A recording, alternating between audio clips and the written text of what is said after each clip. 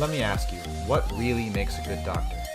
If you're not happy, how are you supposed to help your patients? All right, people, I am here with the famous Dr. Alex, OMM resident, longtime Instagram friend, and today we're going to talk about some OMM, and at the end of this video, if you watch the whole thing, you're going to get to watch him do some OMM on me.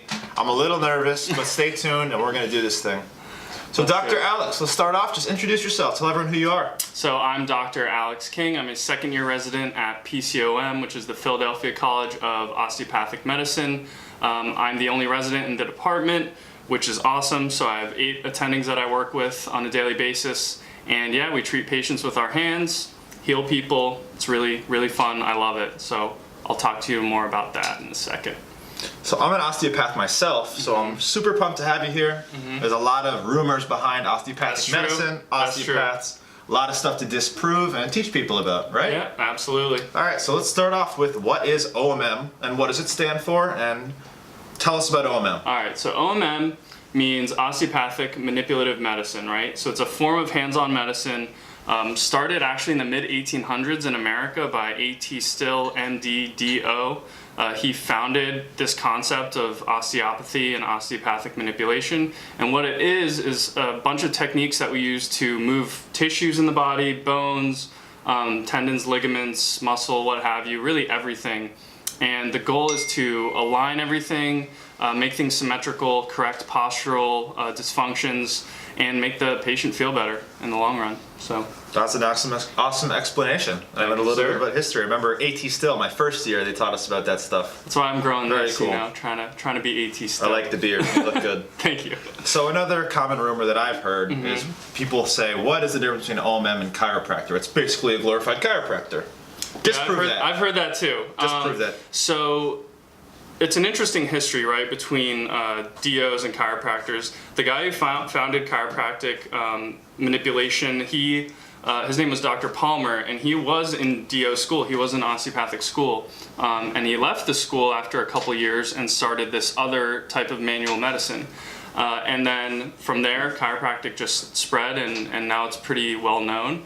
Whereas osteopathic manipulation kind of stayed small and stayed within the osteopathic sphere and didn't get as popularized through marketing and what have you.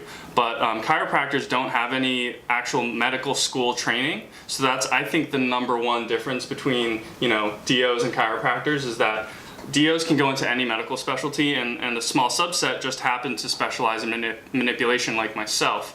And the big thing is that when we see a patient who's like, my back hurts, right? We don't immediately go to cracking their back or just kind of blindly just go digging, right? We take a medical history, we look at the meds, we look at their family history, social history, what have you, and then look at their other comorbidities, whether they have diabetes, whether they've had cancer in the past, because who knows, that back pain could be metastases to the spine. This has happened, right? I've heard stories where a patient has been to the chiro and they come to us and like, you know, I've had my back adjusted a bunch of times, I still have this nagging back pain. And we're like, let me scratch my head and think, well, have you had an x-ray?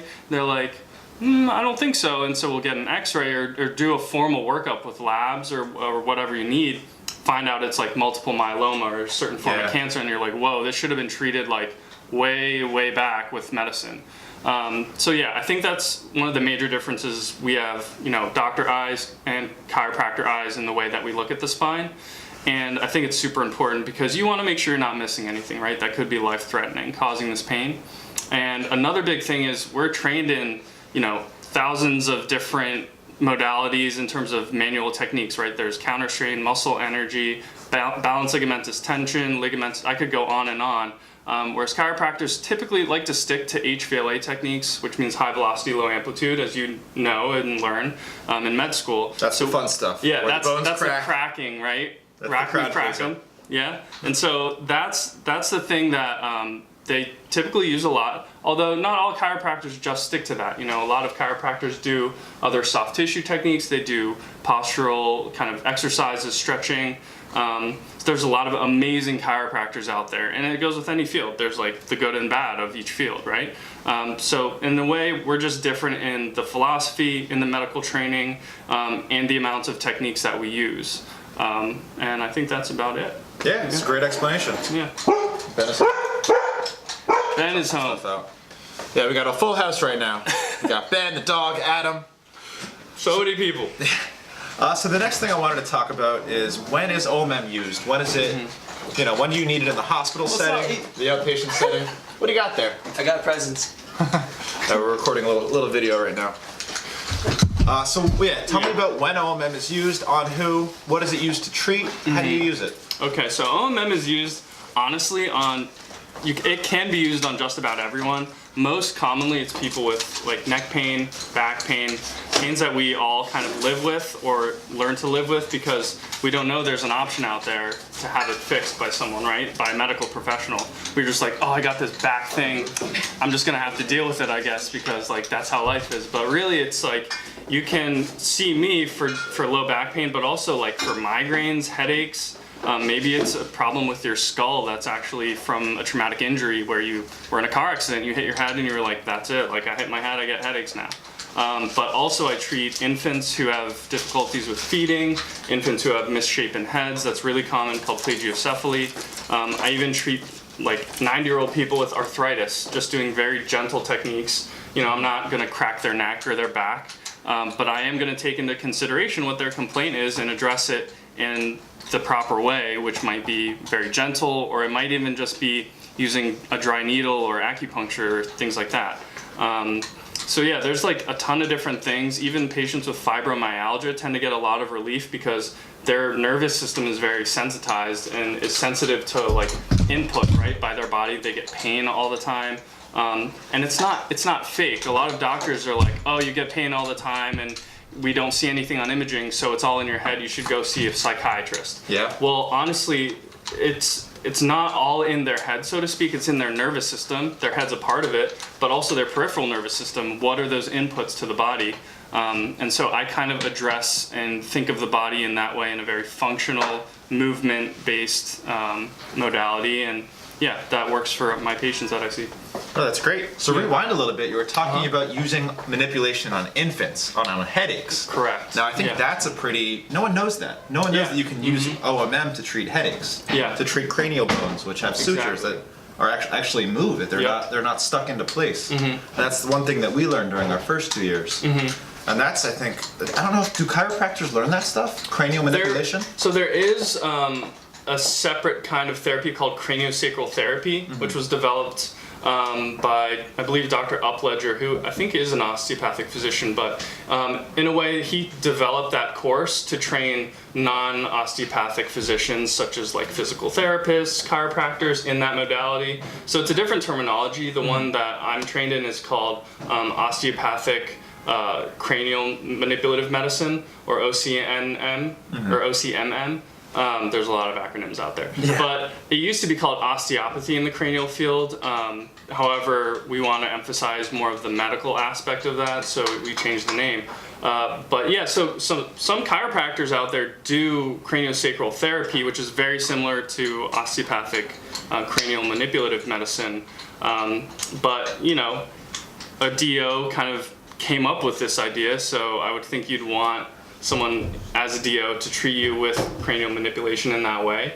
But there's a lot of great people out there, a lot of great chiropractors who do the similar thing. Yeah, absolutely. Yeah. Well, that's awesome that you can treat infants. Yeah, absolutely. With arthritis and inflammatory conditions. Yeah, tons of different things. Now tell me, because I know with rheumatoid you're at risk for all kinds of different musculoskeletal issues. Yeah. Is it dangerous to use OMM on infants, on rheumatoid patients, on other inflammatory patients? Right, and there are some techniques that are contraindicated for patients with rheumatoid arthritis that maybe I wouldn't crack their neck or their back.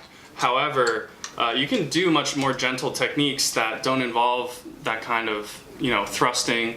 You can just mobilize areas in their body that are not functioning correctly. Maybe they have upper cross syndrome where they're slouched forward because of their job. And it's my job to think of what stretching and exercises can you do outside of my manipulation that will help correct these things. So, and for infants too, it's very safe because it's not like I'm taking their head and moving it all over the place. I'm very gentle. I kind of follow their movements because obviously infants can't, obey commands very well. Yeah. So I'm kind of moving with the infant. I'm checking their pelvis, making sure, you know, they don't have any congenital pelvic issues, right? I'm doing those maneuvers to check that, and then I'm also looking at their thoracic spine, their rib cage, and a lot of the nerves that control feeding come out of the bottom of the skull. So I'm doing a lot of suboccipital release for the infant, a lot of cranial manipulation, just seeing how the bones are moving, because in babies the bones are very mobile, and they tend to tolerate it very well. They do cry sometimes, totally normal. So. No, that's awesome. So with the high-risk patients, we're a little more gentle in the treatments that we choose. No HVLA on the infants. That's totally correct. Yeah, that'd be bad. Just making sure. Yeah. Sorry, I got my puppy right here in the middle. I think he wants to say hi. Come here, buddy. Oh, he's a good boy. He's big, man. He's big. He's a big boy. Okay. Oh, you lost the ball. Who's going to join us for the last question here? All right.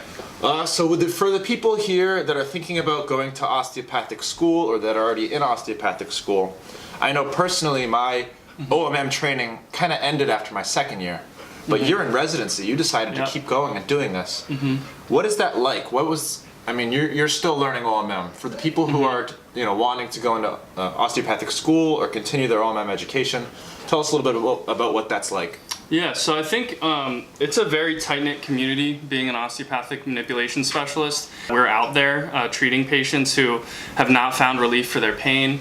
And it's really a pursuit of love and of passion, because it's not like the easy route. You know, I was thinking about going into physiatry or orthopedic surgery or a more kind of well-known field.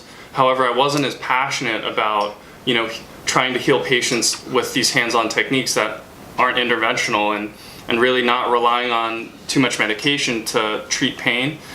So it wasn't really easy, because I oftentimes explain to 90% of the people I meet what I do. However, I'm comfortable with that now, because I want to get the word out there to people about what this modality is and how we can help patients. And so it's interesting that there's so few residencies. I think last time I checked, there's 7 to 10 residencies, each taking 1 to 5 people. So it's very small, but I think it's one of the most rewarding professions, because you're feeling your patients' dysfunctions and their pain, and you're making a correction, and by the end of the appointment they're like, I feel amazing now, when can I see you again?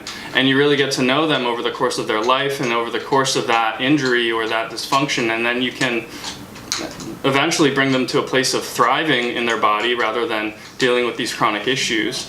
But I really want to spread awareness and kind of, I was joking about making hats that say "Make OMM Great Again," because honestly it's like a dying art form, and our whole profession as osteopathic physicians was founded on these principles of using and using our bodies to heal other bodies and changing the structure physically, not relying on toxic medications that can cause really bad side effects. So that's the kind of message I'd like to spread to the students, and to also reinforce that, these are skills you can keep getting better at. So if you're not feeling something, or if you're not getting great results, I was in that same place. And it's all about finding those 1 to 5 techniques you love to do, getting really good at them, like a very high yield, like let's say thoracic techniques, or techniques you just find you're using on your family or friends all the time, and getting good at those and keeping those in your arsenal when you're treating patients and just using them. Because once you get into an attending level position, if you're the one doctor who is comfortable with putting their hands on the patient and listening and also making some adjustments here and there and making them feel better, that's just going to put you way above everyone else that you're around, and you're going to get well known for that kind of stuff. So I think it's really important, just to keep the tradition alive, but to keep that kind of philosophy of structure and function alive, especially in today's world where everyone's got low back pain from sitting, or upper back pain from like texting or driving.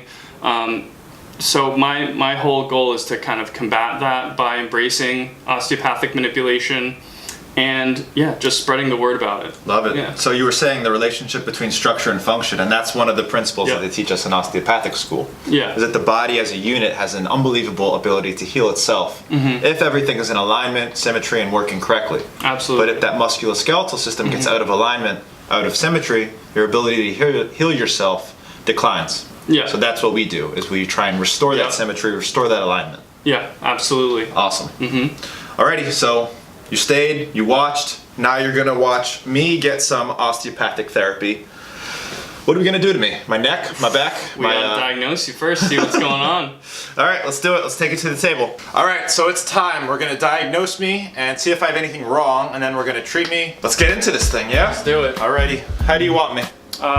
Perfect right here. So Jay has got some lower back discomfort from playing a lot of volleyball, so he's got a lot of rotation going this way because he's right-handed. And no disc herniation, no surgery, no tingling or numbness down the leg, but really just like tightness in this area. So I'm just gonna start with looking at his spine, seeing how he's aligned and everything. Would it help if I have my shirt off? Nah, that's cool. Okay. This is typically how I treat. So you do have a little bit of a curve, especially right at L2, L3. Like right in here, you feel how that dips in a little bit. So we're gonna monitor that and see if that changes. And then I'm gonna do a forward flexion test. So if you get slumped forward with your shoulders, drop down, touch your toes. If it's painful, you can come back. All right. And you can come back up. So your right side is a little bit more protruding, so it's like a slight curve towards the right, going down here. And did any of that hurt when you were bending forward? Just when I got low, my hamstrings. Hamstrings? Okay, cool. And then now I'm gonna look at you from the lateral line. So the ear is just a hair in front of the humerus, but not too bad. And we're going down here. Good. So things are pretty lined up. No flat feet. Any ankle, knee, or hip issues? Ankle cracking really bad on the left. On the left, have you ever sprained it before? Lots of times. Yeah, okay. Not on the right though? Never sprained it right? Okay. Right shoulder's a little bit higher. Okay. All right, cool. You can line your back. We'll get started. So I typically treat toe to head. And that reason is because sometimes I end with a cranial treatment, which is way better to finish with. And I feel like the feet, since everything is centered around the feet in terms of gravity, fixing that first is always nice. So I'm gonna actually just pull this table up a little bit. Perfect. Make sure everything's centered. Cool. All right, so let's check out this foot and ankle. So it's your left ankle. Okay.